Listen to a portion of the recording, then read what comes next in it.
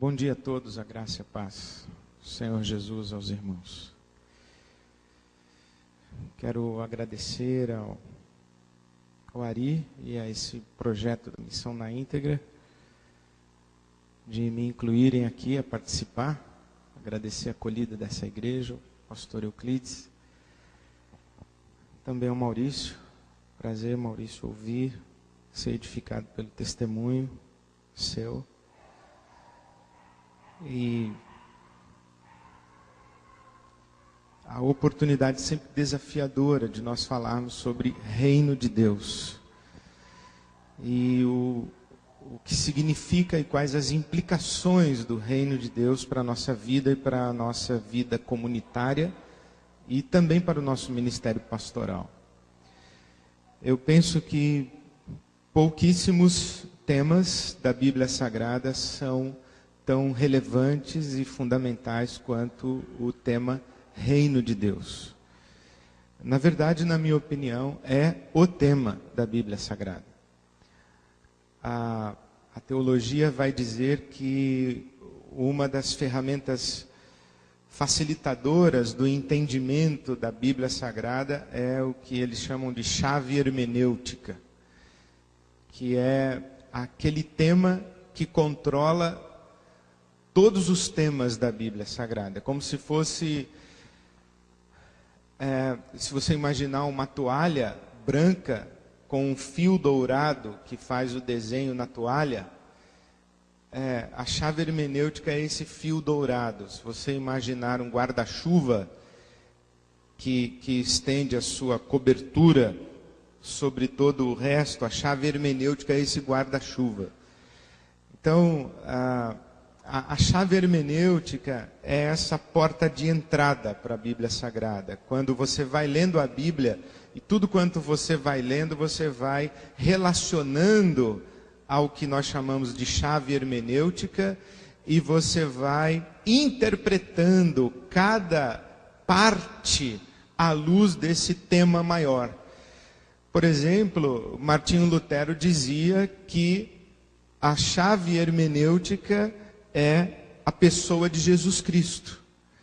Lutero dizia que todo texto bíblico tem o seu ponto Cristo. A teologia da libertação, por exemplo, na América Latina, vai usar o Êxodo como chave hermenêutica. O conceito de libertação é o conceito a partir do qual tudo se constrói.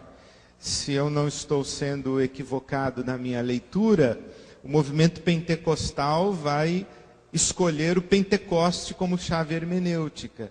O advento e o derramar do Espírito Santo sobre toda a carne como o clímax de toda a revelação bíblica. É como se toda a história da Bíblia fosse construída para chegarmos no Pentecoste, e depois do Pentecoste tudo o que acontece é consequência e é uma decorrência natural do fato do Espírito ter sido derramado. Então, é muito importante que a gente escolha essa tal dessa chave hermenêutica, qual é esse conceito a partir do qual você vai interpretar toda a Bíblia Sagrada. Eu, pessoalmente, faço essa opção do reino de Deus. A minha chave hermenêutica é o reino de Deus. Eu penso que o reino de Deus é o que ilumina todas as páginas da Bíblia Sagrada e oferece para nós a referência do nosso compromisso com Deus, do nosso seguimento de Jesus e da nossa sujeição e rendição ao Espírito Santo de Deus. É o reino de Deus que vai iluminar o propósito de Deus para a sua criação. É o reino de Deus que é a consumação do propósito de Deus para a sua criação. O reino de Deus é a nossa agenda existencial, mas o reino de Deus também é a nossa esperança escatológica. Então eu olho para a Bíblia Sagrada, eu enxergo o reino de Deus em cada uma das suas páginas. E isso é importante para nós quando estamos falando de missão integral e da missão da igreja ou da responsabilidade da igreja em ser um sinal histórico do reino de Deus, um sinal da presença do reino de Deus. Reino de Deus, em primeiro lugar, então vamos conceituar e vamos fazer uma mudança interpretativa. Vamos escolher, em vez de reino de Deus, reinado de Deus, domínio de Deus, o exercício da autoridade de Deus. Em outras palavras, quando Jesus nos ensina a orar, Pai nosso que estás nos céus, santificado seja o teu nome, venha o teu reino. E o que é vir o reino de Deus? É seja feita a tua vontade, assim na terra como no céu. Isto significa a presença do reino de Deus na história, ou os sinais do reino de Deus na história, acontecem quando a vontade de Deus é feita na história. É quando a realidade está sujeita à vontade de Deus. E quando Deus exerce o domínio, quando Deus governa. Então, quando nós falamos sobre sinais do reino de Deus e sinalizar o reino de Deus, em outras palavras é dizer, vamos dizer como o mundo seria se Deus estivesse no governo do mundo. E há dimensões do mundo que Deus governa, e dimensões do mundo que Deus ainda não governa. Isto significa que há realidades e dimensões do mundo que estão em rebelião contra Deus e outras dimensões do mundo que já estão em sujeição a Deus. É esta compreensão que temos que ter ao ler a Bíblia Sagrada. E quando nós lemos a Bíblia Sagrada, eu escolho também ler o Evangelho de Lucas com os irmãos um pouquinho nesta manhã, o Evangelho de Lucas no capítulo 1, o anúncio da chegada de Jesus. Os irmãos sabem que Jesus era judeu. Os irmãos sabem que Jesus ele não chega num vácuo histórico, social, político, econômico, religioso. Quer dizer, há uma construção. Desde o Gênesis capítulo 3, versículo 15, quando Deus em repreensão à serpente diz, olha, nascerá do ventre da mulher uma criança que vai esmagar a tua cabeça. Então essa promessa é chamada proto-evangelho, o primeiro evangelho, né? Quando Deus faz essa promessa, que haveria uma criança que iria esmagar a cabeça da serpente, essa criança não nasce no dia seguinte. E por que não nasce no dia seguinte? Porque há necessidade de que Deus construa ao longo da história o entendimento das pessoas para que quando a criança nascesse, houvesse a possibilidade de alguém dizer, ali está a criança que foi prometida. Se a criança nasce no dia seguinte, ela não seria identificada, ela não seria percebida. Não teríamos informações suficientes para olharmos para aquela criança dizendo, é ela a criança. Então o que é a história de Israel? O que é esse processo a partir do qual Deus chama um homem de nome Abraão e constrói de Abraão uma grande nação? Essa nação se estrutura em dimensões políticas, ela tem um Estado organizado, em dimensões religiosas, ela tem uma forma de perceber quem é Deus e de como se relacionar com Deus. Então ela tem uma estrutura religiosa, cultica. Ela se estrutura com dimensões éticas. Ela tem uma moral, ela tem aquilo que é aceitável e não é aceitável no comportamento e na conduta humana. De tal maneira que Deus vai estabelecendo e construindo essas placas de sinalização, que vão apontando para a criança. Quando a criança chega, é fácil de se perceber que era dela que toda a Escritura estava falando. Por isso, quando olhamos o Evangelho de Lucas, nós olhamos o Evangelho de Lucas falando de Jesus a partir de uma perspectiva judaica e mais precisamente de uma perspectiva messiânica. Porque essa criança prometida em Gênesis 3,15 é o Messias prometido a Israel. É o Messias. Então Deus constrói no entendimento de uma nação, Israel, a realidade do Messias. E quando Jesus vai nascer do ventre de Maria, os anjos anunciam que ali naquele ventre está a criança de Gênesis 3,15, que vem para esmagar a cabeça da serpente, e está o Messias prometido a Israel. Por isso, por exemplo, no Evangelho de Lucas, capítulo 1, quando Gabriel traz a mensagem, diz assim que essa criança, diz a Maria, né? Você ficará grávida e dará à luz a um filho. Lucas capítulo 1, versículo 31. E ele será grande e será chamado Filho do Altíssimo. E o Senhor Deus lhe dará o trono de seu pai Davi. Opa, tem Davi. Quem é esse Davi? De onde apareceu esse Davi?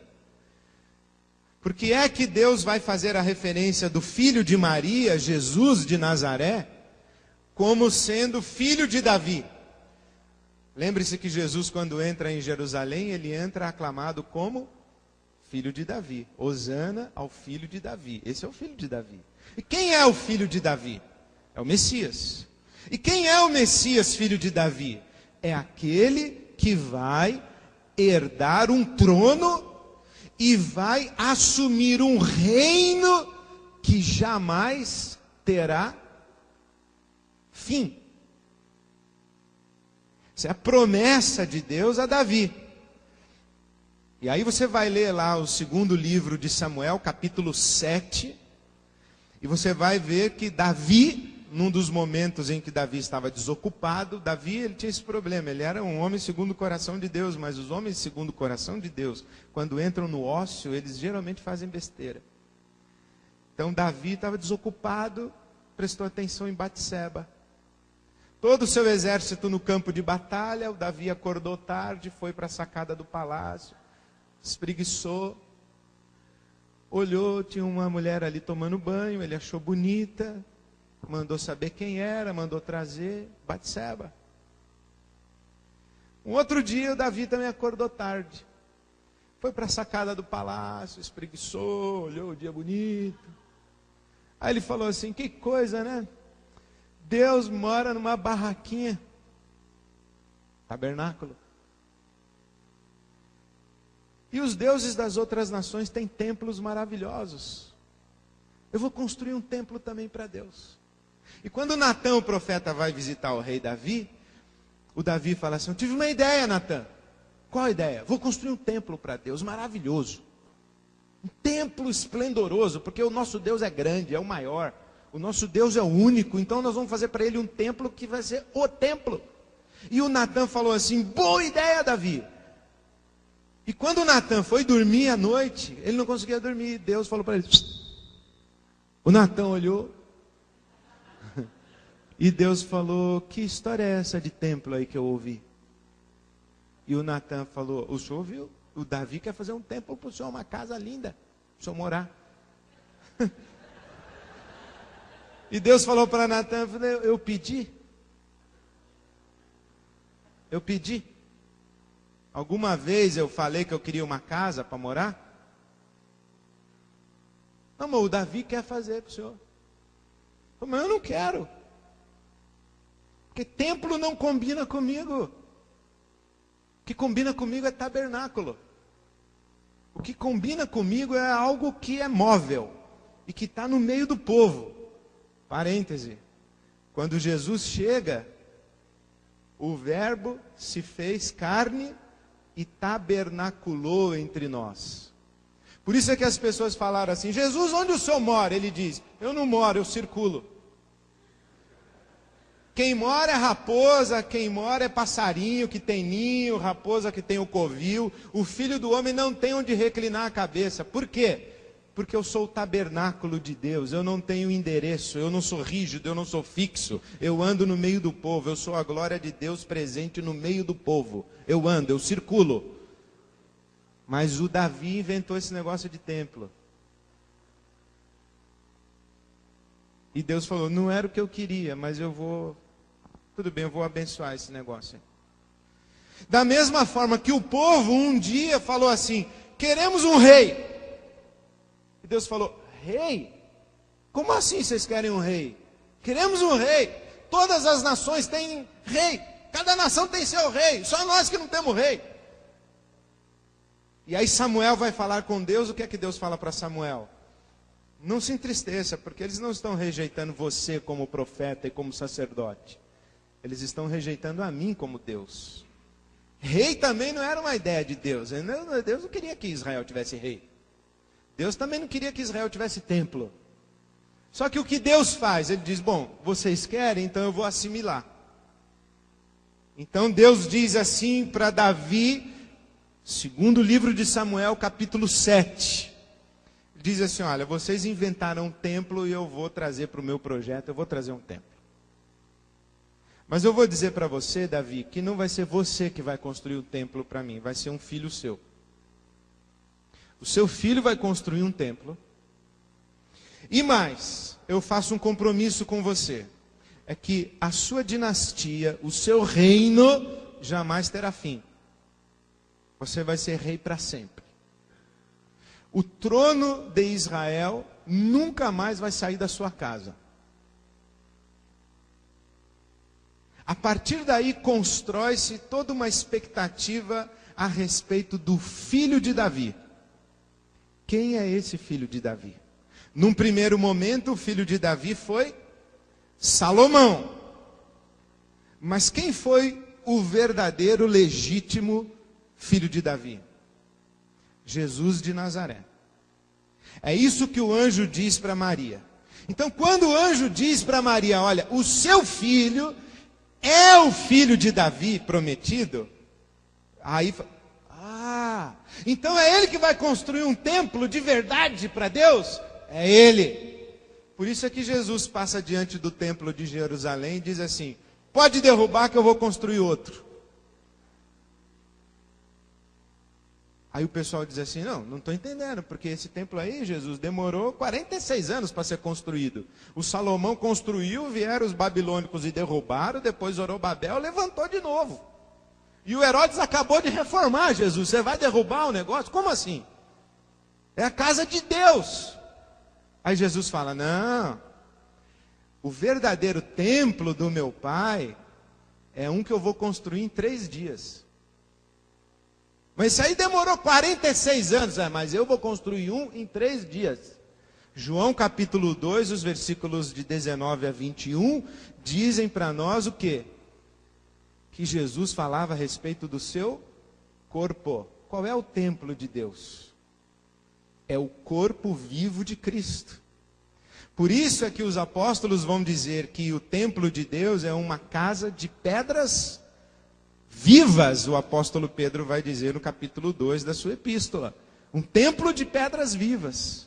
Por isso é que Paulo escreve aos Efésios dizendo que Deus habita no seu povo e o povo de Deus é um templo santo onde Deus habita em espírito. Por isso é que Paulo escreve aos Coríntios dizendo, vocês são templo do Espírito Santo. Então, o filho de Davi, ele constrói o verdadeiro templo. Um templo de pedras vivas. Mas o filho de Davi também nasceu com uma promessa, de que ele seria o herdeiro de um reino que jamais teria fim. Ele nasce com essa promessa. E aí vai, esse aqui é o filho de Davi, ele vai nascer.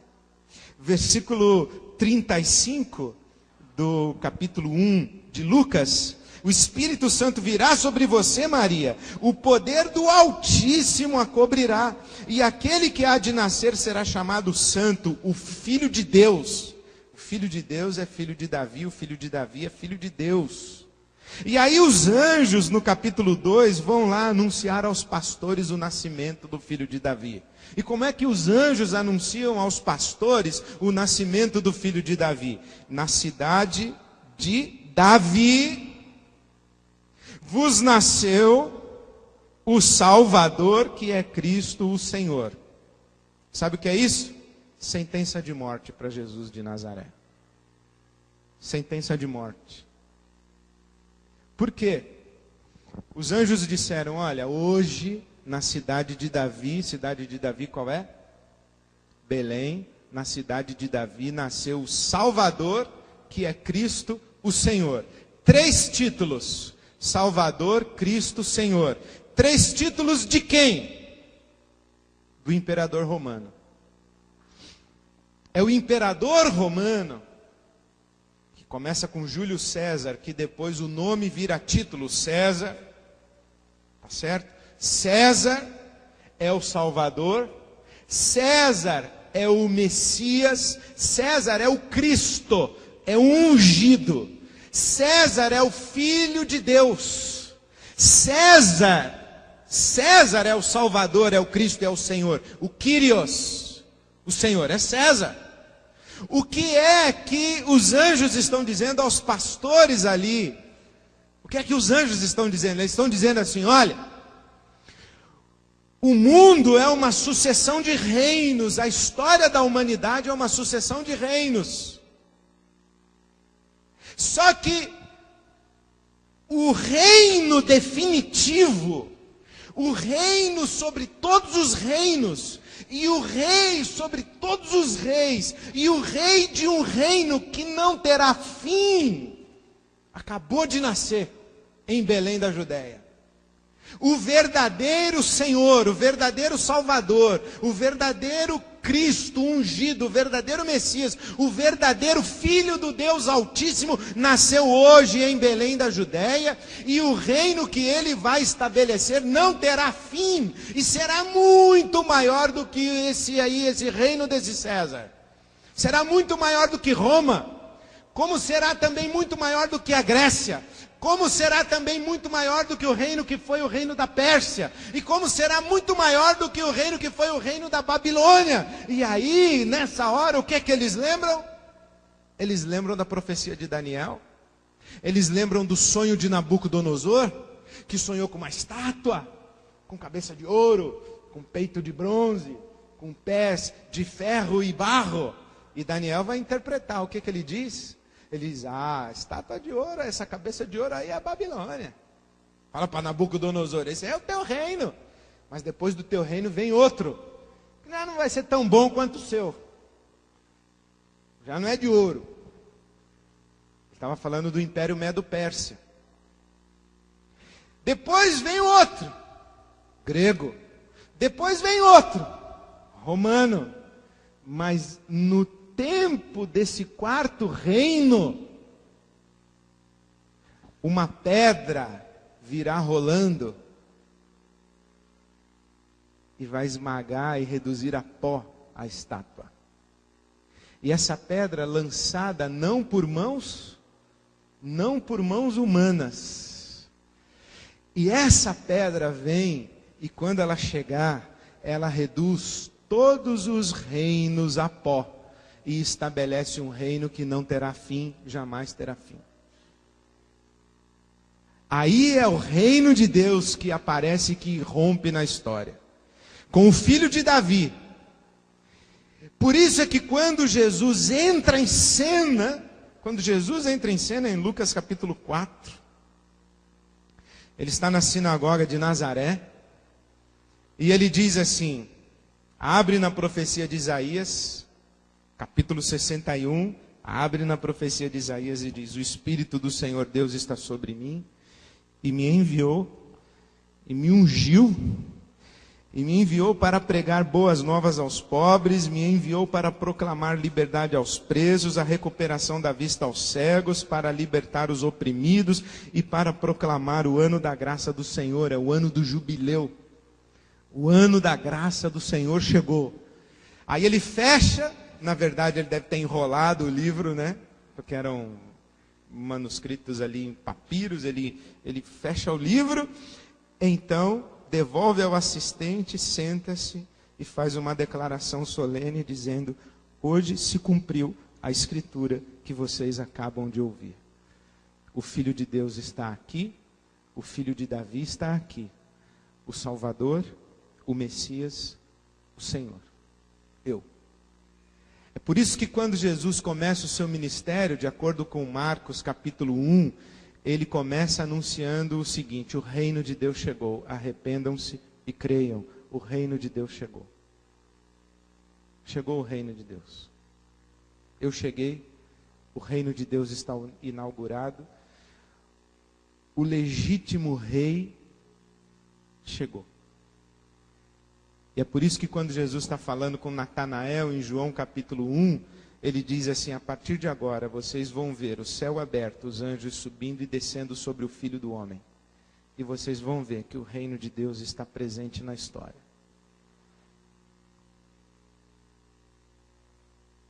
Aí os homens começam a andar com Jesus e falam assim: mas você é o rei mesmo? Eu falei: eu sou rei. E o seu reino é reino sobre o quê? Sobre tudo.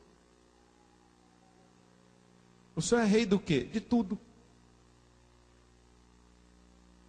Ah, de tudo. É. O senhor é reino, o seu reino é reino assim sobre a natureza. A água. Eu mando parar de chover, para. Eu ando sobre as águas. Transformo a água em vinho. Eu multiplico o pão. Vocês querem o que mais?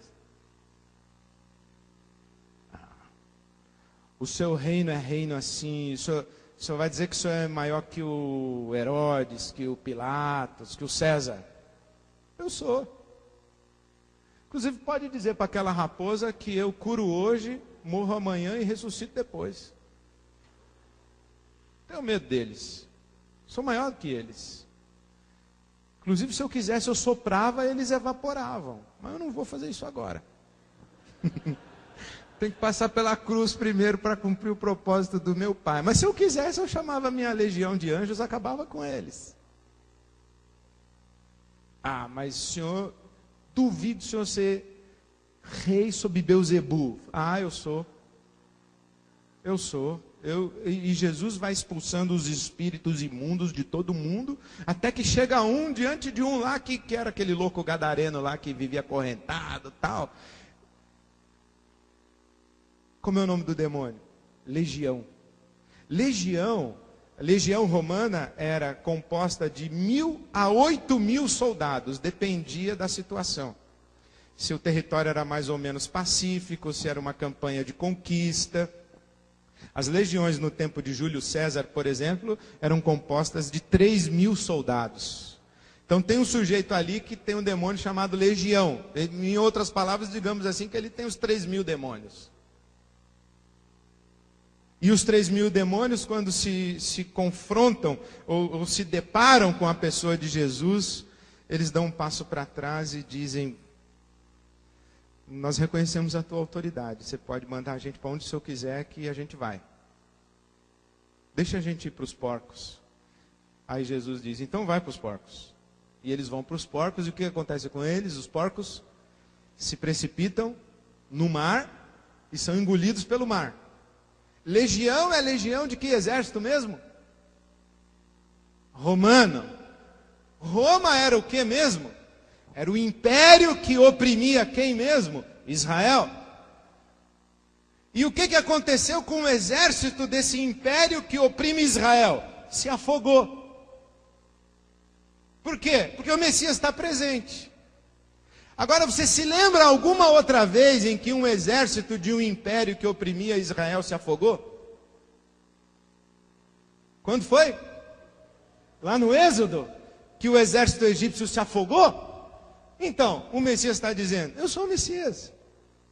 Quem é o exército opressor de Israel aí? Manda vir que eu afogo. Afogou. Quem mais vocês querem? Ah, duvido que o senhor é maior que a lepra. Maior que a lepra? Traga os leprosos, eu vou curar os leprosos, eu toco neles. Veja que interessante, quem tocasse um leproso ficava cerimonialmente impuro. O que Jesus faz? Ele toca o leproso e o leproso é que fica puro, não é ele que fica impuro. É o leproso que fica puro. Por quê? Porque Jesus é Senhor sobre. Você entendeu? Ah, duvido que o senhor vai conseguir curar um cego de nascença. Porque cego de nascença é o seguinte: o sujeito nasceu cego, o que o povo acreditava? É que nasceu debaixo de uma maldição de Deus. Por isso é que os homens perguntam assim, os discípulos: quem pecou, ele ou os pais dele? Porque se ele nasceu cego, é porque é maldição. Ou ele já cometeu pecado. Aonde que o sujeito nasceu cego vai cometer pecado? No ventre? Vai cometer, chutou a mãe, já está em rebeldia. Não estou brincando, não. Era a crença deles na época. Por exemplo, a Bíblia não diz que Jacó e Esaú brigavam no ventre, um com o outro? E que havia uma profecia de Deus para Rebeca, que o mais velho serviria o mais novo? Já no ventre tinha profecia. Então quem pecou? Foi esse gurizinho aí lá no ventre da mãe dele ou foi os pais dele para ele nascer cego? Aí Jesus diz, nenhum dos dois. E aí Jesus vai lá e cura um cego de nascença, e na concepção da época, curar um cego de nascença era reverter uma maldição de Deus. Quem pode reverter uma maldição de Deus? Deus. Eu sou o Messias, estou falando para vocês. Eu sou o verdadeiro filho de Davi. Por exemplo, que interessante, o pessoal reúne em volta de Jesus e diz assim, mas o senhor não é maior que Moisés. Moisés? Ouvistes o que foi dito, eu porém vos digo. Eis aqui quem é maior do que o templo. E do que o templo não quer dizer maior do que o templo, maior do que toda a estrutura religiosa de Israel. Eu sou maior do que o templo. E é por isso que João Batista, quando se depara com Jesus, diz, eis o Cordeiro de Deus que tira o pecado do mundo. Eis o Cordeiro de Deus. E quando João Batista fala eis o Cordeiro de Deus, ele está fazendo referência ao quê? Ao Cordeiro da Páscoa. Ao Cordeiro da Páscoa no Egito, cujo sangue foi pintado nos umbrais das portas e janelas, e que o autor de Hebreus diz assim, que era o sangue dos animais que cobria o pecado. Agora vem o Cordeiro de Deus, cujo sangue não cobre o pecado. O sangue tira o pecado do mundo. Eu sou maior do que o templo. Eu sou maior do que todos os cordeiros que foram sacrificados ao longo de todos esses anos. Eu sou maior, vocês não entenderam. Eu sou o filho de Davi, mas eu sou o filho do Deus Altíssimo. Eu sou um rei de um reino que jamais terá fim. Mas tem uma coisa que o senhor não é maior. Ele disse, qual que é? A morte. Falou, pois eu sou, traga o morto. Levanta, o morto levanta. E aí Jesus manda tirar a pedra do túmulo de Lázaro e diz, Lázaro, vem para fora. Eu gosto do teólogo que disse que Jesus falou, Lázaro, vem para fora. Porque se ele só falasse assim, vem para fora, todos os defuntos vinham. Porque o Senhor da vida, quando dá uma ordem na direção da morte, é vida. Aí os defuntos tudo vinham. Então falando, só o Lázaro, hein? Só o Lázaro. Lázaro, vem para fora. O Lázaro vem. Então Jesus está dizendo, eu sou maior do que tudo, e o meu reino é sobre tudo, e sobre todos. Todos os seres do céu, da terra e debaixo da terra, não somente nesse século, mas também no vindouro, porque o meu reino não terá fim. Então quando Jesus abre ali a palavra de Isaías, dizendo, hoje se cumpriu, eu cheguei, o reino de Deus chegou, então ele começa a manifestar a presença do reino de Deus na história. Aí o João Batista, ele entra em crise, porque o João Batista, quando ele apontou Jesus, foi preso. E lá na cadeia, o João Batista pensou, meu Deus, será que eu apontei o cara certo? Aí ele chama 2 discípulos e diz, vai lá perguntar para ele se ele é o Messias mesmo. Vai lá, pergunta para o cara.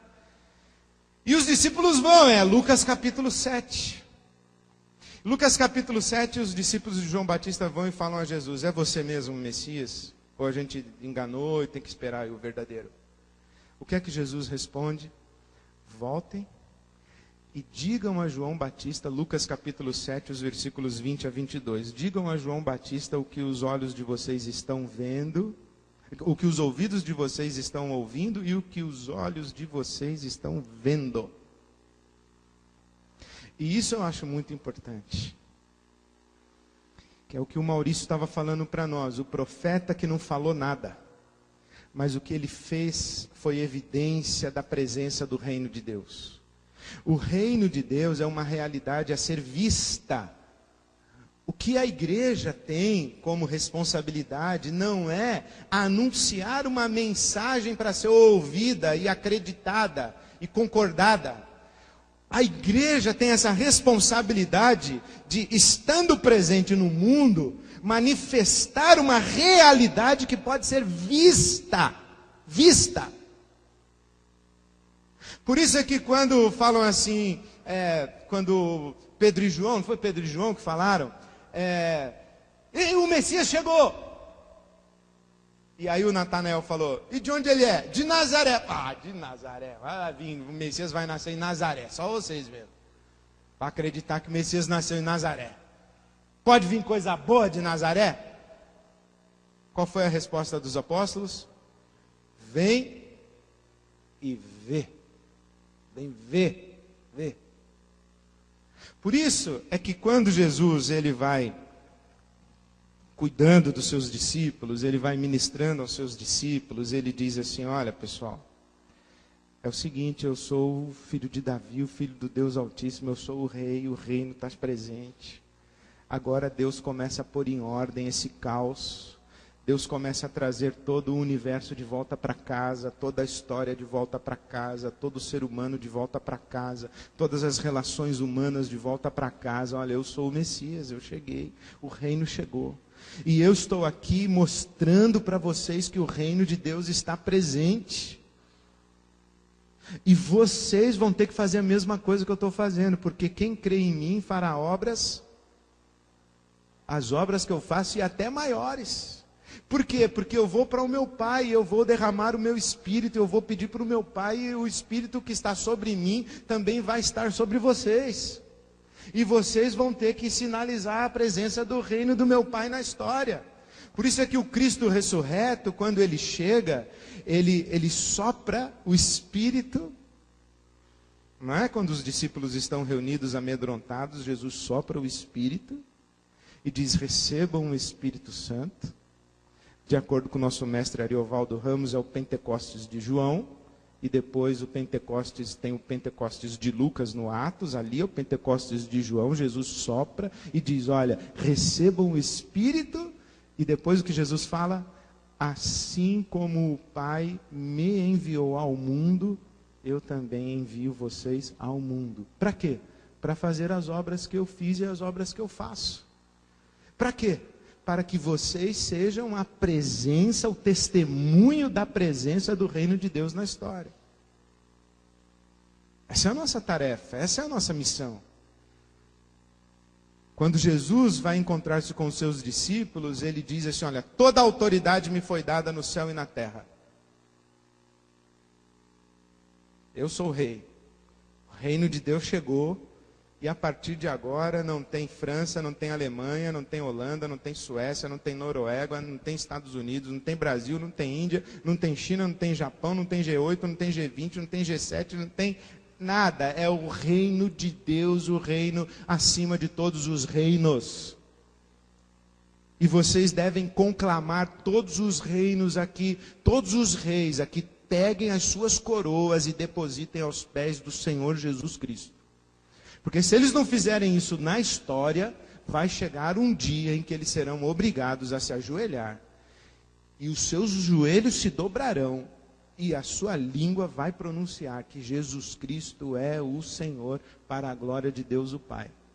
Porque Ele é o Rei. Ele é o Senhor dos Senhores. E a nossa responsabilidade como igreja não é ir lá fora dizer, ei, Jesus é seu Salvador, você quer ir para o céu? Levanta a sua mão, entrega a sua vida a Jesus. Aí o sujeito entrega a vida a Jesus, vem para a igreja, mas continua dando cheque sem fundo, batendo na mulher, fuxicando com a vizinhança, não registra funcionário, não vacina o cachorrinho dele. É isso, o cara não resolve nada da vida dele, ele só aceitou Jesus. Ganhou uma apólice para ir para o céu depois que morrer, mas o nome do jogo não é ir para o céu depois que morrer. O nome do jogo é ser sujeito ao Senhor Jesus. É obedecer a Cristo, é entregar a vida a Jesus e falar, agora eu vivo do jeito que o Senhor quer. Não mais a minha vontade, mas a tua vontade. A tua vontade. Na minha vida, na minha casa, no meu casamento, na minha família, com os meus filhos, com o meu dinheiro, com o meu talento, com o meu tempo, com o meu trabalho. Com tudo que eu faço agora é para servir o Senhor. Aí Jesus diz assim, então pega tudo que você tem, tudo que você é, tudo que eu te dei, e transforma isso em riqueza coletiva para abençoar o maior número possível de pessoas que você puder abençoar. E enquanto estiver abençoando todas essas pessoas, você diz, olha, toda boa dádiva e todo dom perfeito vem do Pai das luzes, em quem não há mudança nem sombra de variação. E tudo que eu tenho eu recebi de Deus e reparto com vocês para dizer que o reino de Deus está presente e é assim que Ele quer que a gente viva.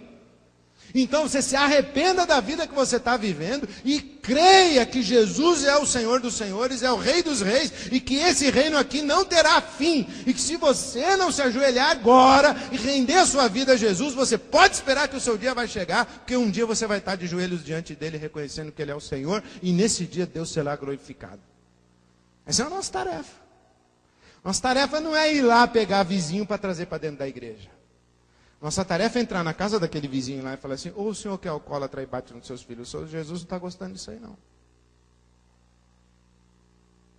O senhor que é mesquinho com o dinheiro que o senhor tem, Jesus não está gostando disso, esse dinheiro não é seu não, é dele, hein?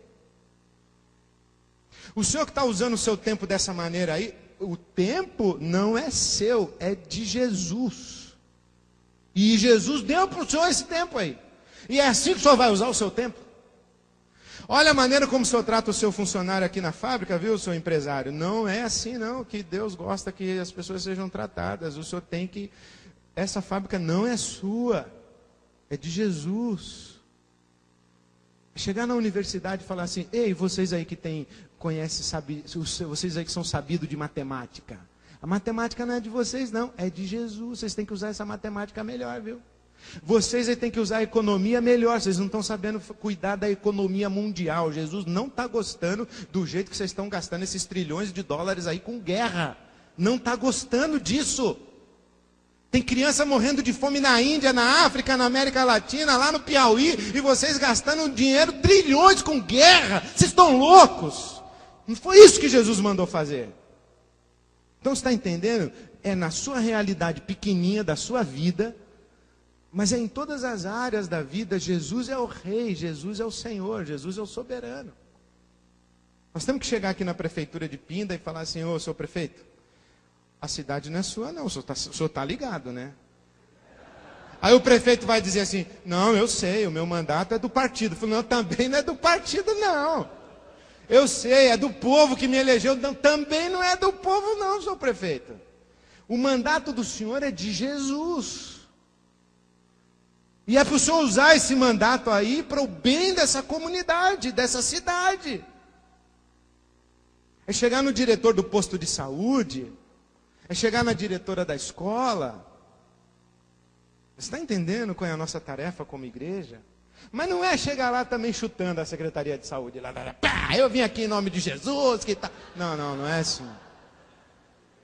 Não foi assim que Jesus fez. Jesus entrou lavando os pés das pessoas. Jesus disse que quem tem autoridade para servir, não para mandar. Aí isso, falou, olha, se eu sou o Senhor e lavei os pés de vocês, então vocês façam igual. É você chegar lá e falar assim, senhor prefeito, nós somos a comunidade, a Assembleia de Deus aqui de Pindamonhangaba. E nós cremos que todas as coisas, no céu, na terra e debaixo da terra, pertencem a Jesus Cristo, Senhor. A sua vida, o seu mandato, essa cidade. E a maneira como Jesus quer que nós façamos política é para abençoar pessoas e mostrar como seria o mundo se a vontade de Deus estivesse sendo feita aqui na terra como é feita no céu. Lá na nossa igreja ontem, foi domingo, viu, senhor prefeito? Nós oramos, Pai nosso que estás nos céus, venha o teu reino sobre Pinda. Seja feita a tua vontade aqui em Pinda, como é feita no céu. E nós estamos aqui como comunidade, como servos de Jesus, para dizer que o Senhor pode contar conosco. As portas da nossa igreja estão abertas para servir o povo de Pinda. Os profissionais da nossa igreja estão à disposição. Nós temos médicos, educadores, advogados, engenheiros, temos pedreiros, borracheiros, professores universitários, professores primários, nós temos donas de casa, nós temos eletricistas, pedreiros, nós temos tudo lá na nossa comunidade. Para servir essa cidade, nós estamos à disposição, nós queremos servir. Nós temos espaço, nós temos dinheiro, nós temos tecnologia, recursos, temos recursos físicos, humanos, financeiros, materiais, está a serviço da comunidade. Você não quer montar um programa de alfabetização lá na nossa igreja? Fala com o secretário de educação. Ô, secretário, o senhor não quer montar um programa de alfabetização lá na nossa igreja? Não quer montar um posto de saúde, uma unidade de posto de saúde nas nossas congregações? Não quer montar um gabinete dentário lá na salinha do fundo da nossa congregação, para atender só o pessoal ali da região? Mas não tem dentista. Não, nossa congregação tem dois dentistas lá, eles vão de graça, vão trabalhar, um na terça, outro na quinta. Você está entendendo? Por quê? Porque essa é a nossa missão, essa é a nossa responsabilidade, essa é a nossa tarefa como igreja, é dizer assim, pessoal, o reino de Deus chegou. E nós somos pessoas que receberam essa revelação. E nós dizemos, Jesus é o Rei, é o Senhor. E tudo que nós temos e que nós somos agora está consagrado ao Rei. E a serviço desse Senhor maravilhoso que é Jesus. E a maneira como nós aprendemos a servir a Jesus é servindo vocês. Foi isso que Jesus falou para nós. Se você fez a um desse pequenino, fez para mim. Tive preso, você me visitou. Tive fome, você me deu de comer. Tive sede, você me deu de beber. Eu não tinha onde morar, você me ajudou a construir minha casa no mutirão. Meu filho era analfabeto e você ensinou ele a ler. Eu estava com dor de dente e o dentista da sua igreja me atendeu de madrugada. É isso. Aí as pessoas vão dizer assim, por que vocês estão fazendo isso? Porque nós somos servos de Jesus. Jesus falou que é assim que a gente deve viver, é assim que a gente vive. Aí eu termino com uma citação do René Padilha, que é um teólogo identificado com a missão integral da igreja. O René Padilha diz assim, que missão é ação que exige explicação. Olha isso, hein? Missão é ação que exige explicação. Qual é a ação? É a ação de serviço. Porque Jesus, em Atos 10:38, o apóstolo Pedro apresentou Jesus como aquele que andou por toda a parte fazendo o bem.